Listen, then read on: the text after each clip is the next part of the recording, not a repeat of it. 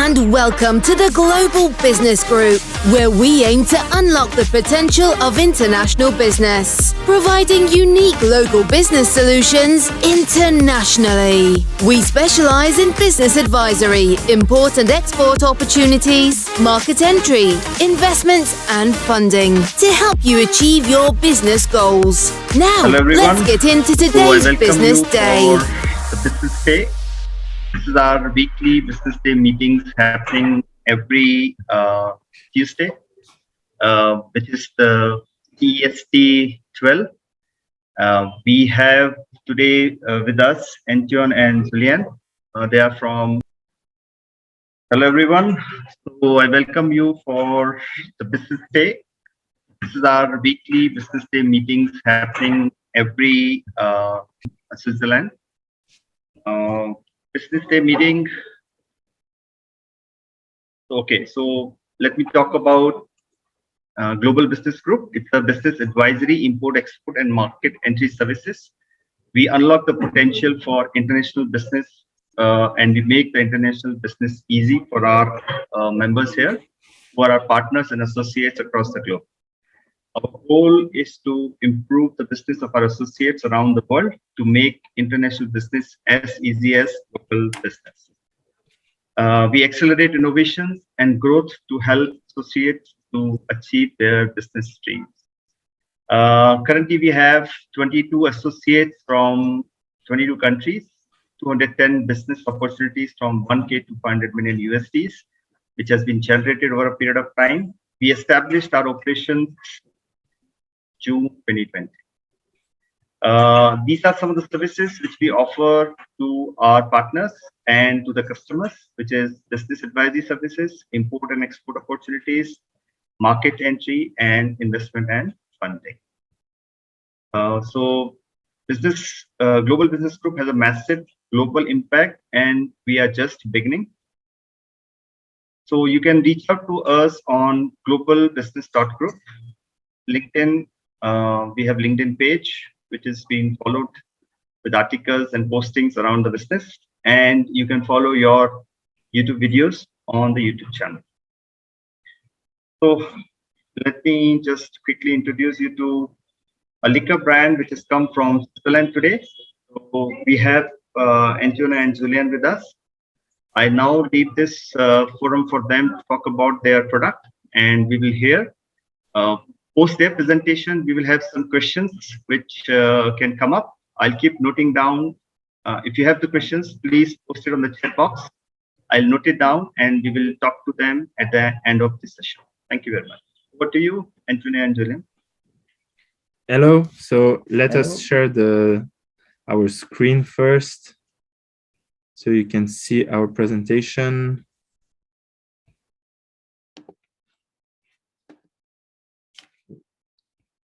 It should be fine for everyone. Can you see our screen?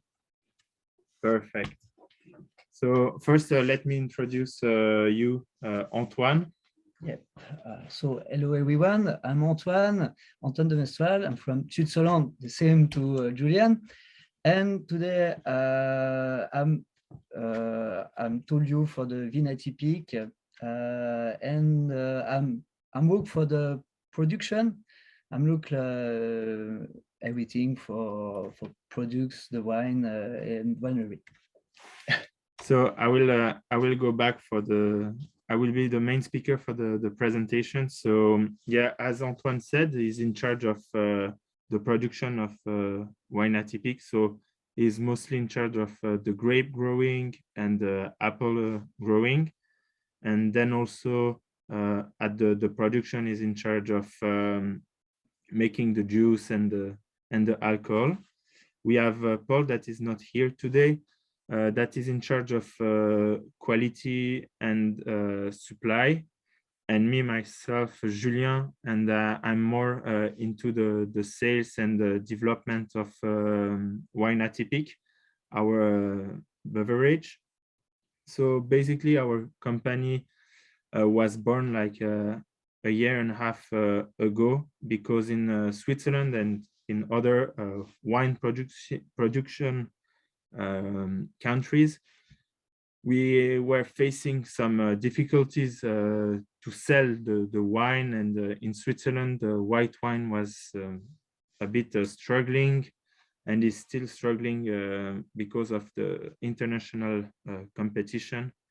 So with my friends, we were basically just discussing some issues, market issues. How can we help each other to attract new customers into wine, or how we can bring them to wine with a new drink. And that's how we decided to create a new drink that is called the Winatypique.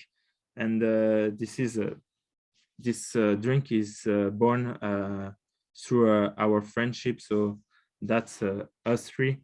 And the idea was to combine apple cider and grape wine to make a new beverage, to bring new customers to our own wineries, because we are all, the three of us, we have a side business. We are winemakers, and we have very historical wineries. And this background for us was a bit our barrier, because it's difficult to bring new products when you have a very well established winery with a lot of reputation. And if you try to bring something very different in the market, people may not perceive it as very good. So that's why we developed a new company called Campus 5 with the new drink Winatypique. So in brief, as we told you, it's a grape cider and an apple cider. All the grape and apples, they come from our production. Unfortunately, last year, the apple production was a bit less than expected. So we had to buy apples from different producers to make the juice. All the production is 100% local. That means we produce everything within 10 kilometers around our production site. And I mean, what makes us pretty proud is that no one thought about making wine and bringing wine and cider together before, and especially in Switzerland. So this was like something very interesting, because we had a new product that was solving our main issue with the white wine, and at the same time there was a gap in the market, and that's how we become very quickly successful in Switzerland. So behind this project, there is not only the idea to solve our market problem, but was also to develop a company that was very ethic, because now in Switzerland, people are very, very, very, very looking at ethical products, not only on the energy side and the low carbon footprint, but also on the human side. So all the work we do is mostly done manually. We try to avoid most of the unnecessary machines, and we have a very integrated production. We use our own facilities plus other facilities from our friend Paul, and decided to have something very integrated in the production was key to us. And at the beginning, it was quite an investment to produce everything on our own. And but now we see with the world how it's going today, and it's pretty sad. But for us, it also brought some opportunities. Some of our competitors, like the ciders producers, they were mostly outsourcing some production parts, like the bottling, like purchasing glass bottles from Ukraine or other countries. And now they are struggling to produce, and their production costs went up pretty high and fast. and for us, it's remained pretty stable. So this today, this investment and this ethical thinking seems to be the right approach in the world we are living with all those uncertainties around us. So yeah, here you can see the bottle. So it's a drink that you can drink pretty easily, like a beer or a cider. It's sparkling. It has 5 degrees of alcohol. And it's mostly a summer drink that we sell pretty well in festivals, restaurants, bars, and different grocery stores, mostly in the premium to high-end range products. Because yeah, as you can guess, the production costs, they're pretty high if we compare to the other products, imported goods from Europe. We are mostly double the price. So mostly in Switzerland, like a restaurant will buy a beer at 1.5 euros, and they buy Winatypique at 2.5 Swiss francs. So today it will be 2.5 euros more or less. So there is kind of a big gap, but they are able to sell it a bit higher than beer or imported goods. So still they are pretty happy with the margin they can have on our product. And we also do some direct sales, but that's not our main channel, because as we told before, we all have our own company on the side, our wineries, and it's already quite a big job. So we try to have retailers to help us to sell our products. Now talking about our future and objectives. So as we don't go through direct sales, we need to find trusted partners and people that also believe in our work. That means in the ethics and the dedication we put in the products. And yes, key for this year is to be autonomous in the apple production, but this again is part of the, we cannot control it. It will depend on the climate. And for those that follow a bit the news, we have like a really cold front coming in Europe these days, and a lot of fruits producers, they are very worried about their production. So this might be a kind of a problem for us, but for the moment we are safe. And all the ethical things about the eco-responsibility of the production is also very important for us. So if we are here today, is to find partners that trust our product, our work ethic, and we are very interested to export. Our first thought is or was the Northern European countries because of the purchasing power and also the consuming habits. I mean, in the northern countries or eastern countries in Europe, people are a bit more open to taste new drinks, whereas in more I mean traditional wine drinking countries like Spain, Portugal, or France, people already have really strong consumption habits, and we believe that it will be very difficult to bring a new product in those countries. So we are very open to export, open to everyone, and if people have good business ideas for us, we are still very welcome to listen to them, because we are still a very young company, and we are very keen to improve and to develop. So that's basically all for us. And if you have any question, please let me know. Thank you very much.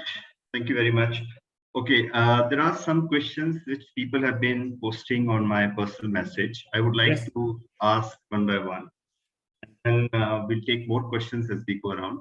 The first one is the target market countries you're looking at. So for us, the target market is mostly men and women between 18 and 40 to 45 years old. And as we told you before, we believe that it's a drink that people like to share in a very festive moment. So when they are happy, like when you want to grab a beer with friends in front of a game. And all this education around our drink is still a bit dizzy for us, because we don't know exactly what and when people drink it, but we see our peak in terms of sales during local festivals, or when the weather is very good and people are going out and they want to drink like something fresh on a terrace. So we only have like 1 year of information that we could capture, and that's what we saw. Okay, and then the countries which you're looking in terms of market. So as I mentioned, we believe that the European northern countries might be a very good target for us because of the purchasing power of people and their open-mindedness to try new drinks, and they have less also wine consumption habits. They tend to drink more diverse alcoholic beverage. And also we believe that the Eastern European countries can be very interesting, because of the willingness of people to try and discover new things. We believe that are the main countries for us. And if we go a bit further, it will be like Northern America and probably Middle East later on, but we still want to be realistic with small steps first with Europe. Yeah, so this question came up because our associates are across various parts of the globe. So we would then reach out to them by stating the specific countries you are targeting. Okay. The next question is, I think you have mentioned somewhere that you're not dependent upon outside production. You have 100% everything in source. That's correct? Only the bottles we don't produce the bottles, but they are produced in a factory that is at 8 kilometers from our production site. So very local. So, and this is something we really push in the domestic market, that we have very integrated production and very local. And this, for our brand value, is very strong in Switzerland. Okay. My next question is this: where is existing sales coming from? So your current sales is coming from which all markets, as in restaurants, pubs? What's the combination of your current sales? The combination, I don't have it exactly in mind, but it's most 50% will be bars, restaurants.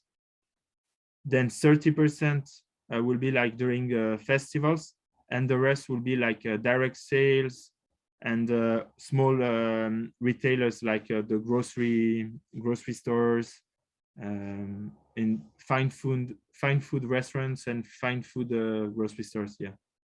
Oh. Because there was one other question which was like asking exactly the same thing. What's the plan for retail market, shops and supermarket?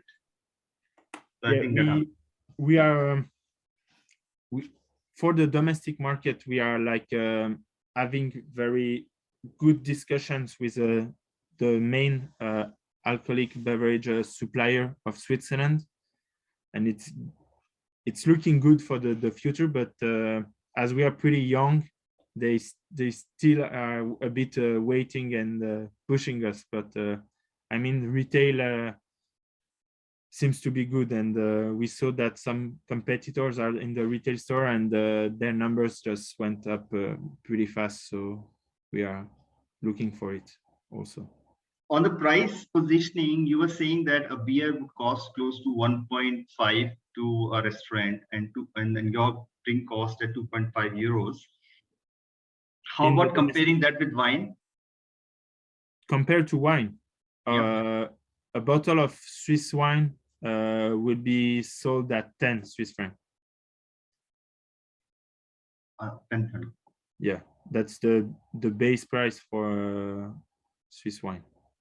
So pretty expensive if we compare to the rest of the world. Okay.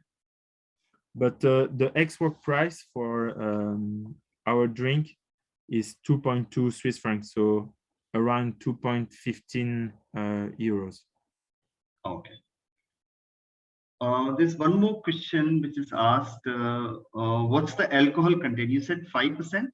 Yes, 5%. Then there is one question came in which says that, let's say any of the Nordic country wants to import the size, the minimum, what is the minimum order quantity you're looking at, as in the container size? For us, we already sent samples and stuff like that, so we know that from one pallet we can export. So one pallet is 104 boxes of 12, so around 3,000 euro. Okay. One pallet. Yeah. And how about the total number of bottles sold since the launch of the product? So we did 3 production batch. We've started with 10,000 because it was a test market.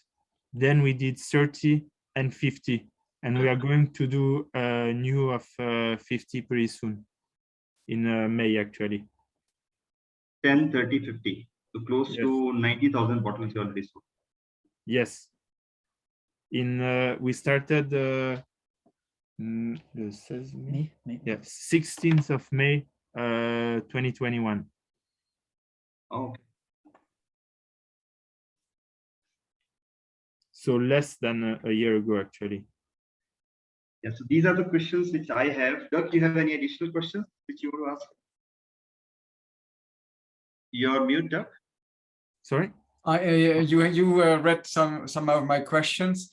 Well, maybe I can talk about the product because I have tasted it. And it is really an outstanding product. I was really surprised when I drank it. There's none of the aggressiveness that you have in beer or in apple cider. The bubbles were really soft, and I really liked it. And I'd rather compare it with sparkling wine going towards champagne than with a cider. So the naming that we've heard might be a little bit misguiding, and it is definitely a product that is rightfully positioned in the upper premium segment.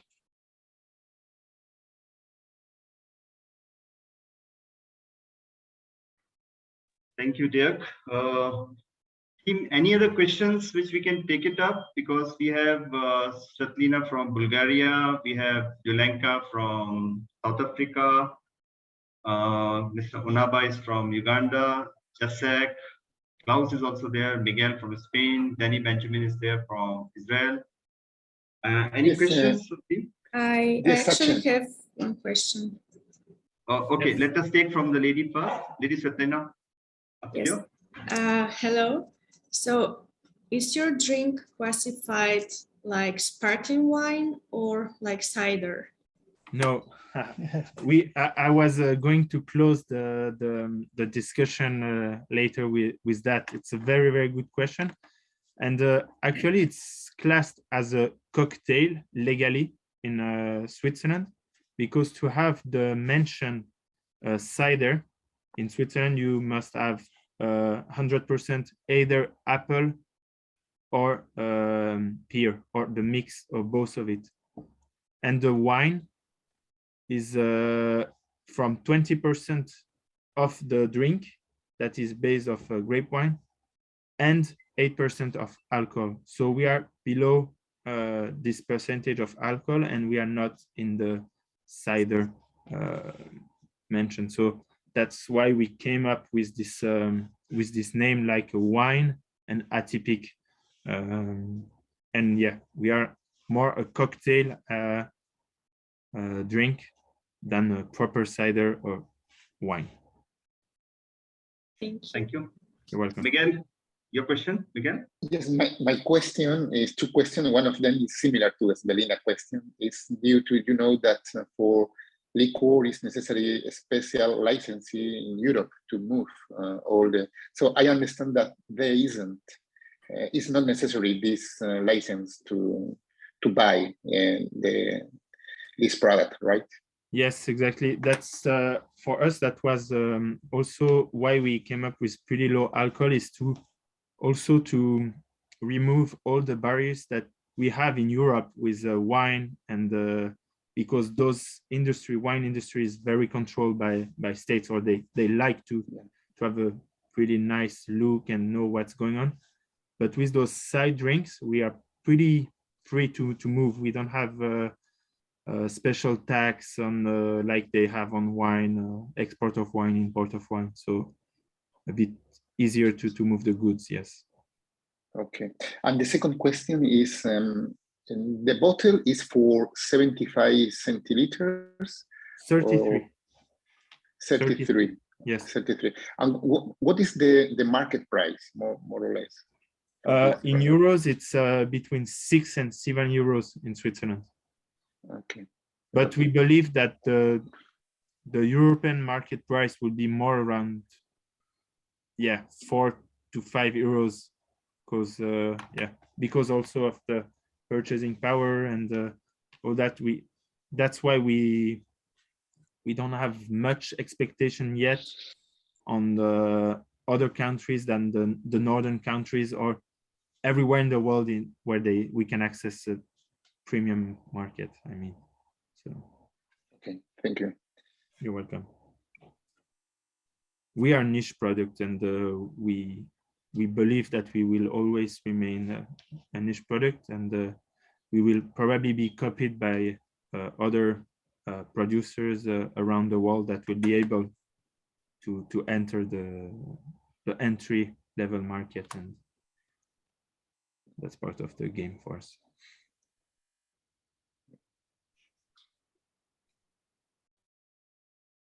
Yes. Jens, do you have experience with distributors? How do you distribute in Switzerland? Directly to restaurants or via distributors? Do you have an experience with that? So as we mentioned before, we have our own wineries, and we already have our own distribution systems, and channels. So we mostly were selling through those channels, so it was pretty easy. And then now we have one main distributors in Switzerland that is our main dealer for restaurants, bars, and hotels. So we talk with one person. In fact, we try to avoid to have too many sub distributors that will be competitive against each other. So less but better, I mean. That's the idea. You know, because going abroad, you probably will need to speak to distributors, yes? Yes. And my question is how to attract them. Do you have any experience? Do you have any hints? Bad experience, good experience? We had some good and some bad experience, yeah. We had, because people were very enthusiastic because it's a new drink. But then our main problem was that, it's a new drink and they don't know how to market it. They don't know how to promote it. So we did quite a lot of work with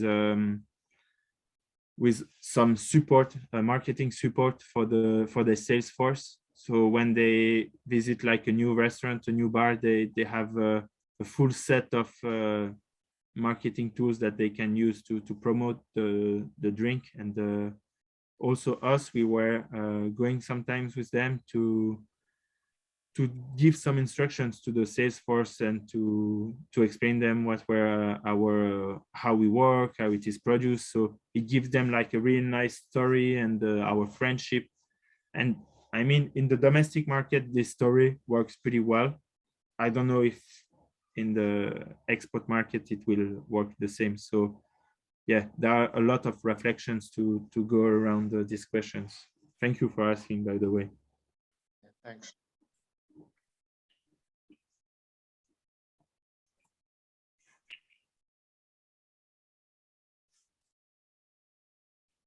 Any other questions?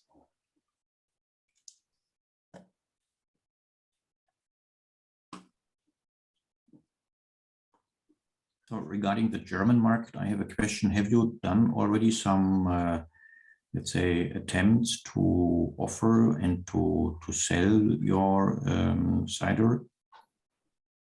No, we haven't tried the German market, and basically we export for us is the goal of this year. So last year we were already under like a big pressure for the production because we didn't expect to produce and sell that much.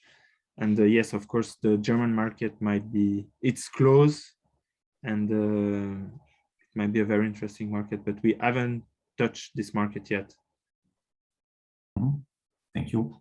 You're welcome.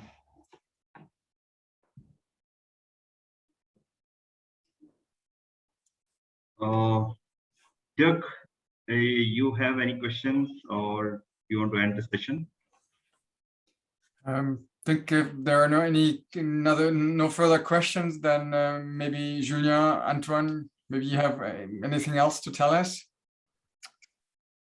Yeah, that we didn't talk much about it, but this project is really like something we wanted to create from scratch that we couldn't do with our own wineries because they have a really long history, and we wanted to develop something that is that will reflect the perfect winery in the future with promotion of biodiversity in our fields, using like most of the electricity comes from solar panels. So this idea of the most sustainable, I would mean like grape cider production company was our main goal. So we could like copy what we learned with this company to our own companies. And it was like a test company that turned into a real company, in fact. So now we want to keep developing this company, and we really want less but better people with us. I mean, that's a bit the aim of our companies, to find right people that trust how we work and that believe in the success of this drink. So yeah, that would be else. Antoine hasn't talked a lot today, but trust me, if you meet him. Normally I speak a lot of, but today is better is Julien. So yeah. So nothing else to add for us, and thank you for letting us introducing Winatypique to you, and yeah, to spread the word of this little alcoholic beverage from Switzerland. With great pleasure. Thank you very much. If there are any questions now from the Global Business Group, the associates, from anyone else seeing this on YouTube, don't hesitate to send me a message at Switzerland@globalbusiness.group. And this is also referenced in the text in YouTube for further information and possibly a couple samples. Yeah. Thank you. Yeah, so thank you very much all for joining this great session on a mix of cider and apple, and a great drink with 5% alcohol coming in. So enjoy in Europe, and when I'm there in Europe, definitely I'm going to be enjoying this as well. We had a great session, as pointed out by Dirk. Some very good questions have been answered by the team here, and we look forward for some great business in coming days. Thank you very much. You have a great day ahead. Thanks for joining in. We'll see you at the same time next week. In the meantime, be sure to check out our website, www.globalbusiness.group. The Global Business Group, making international business easy.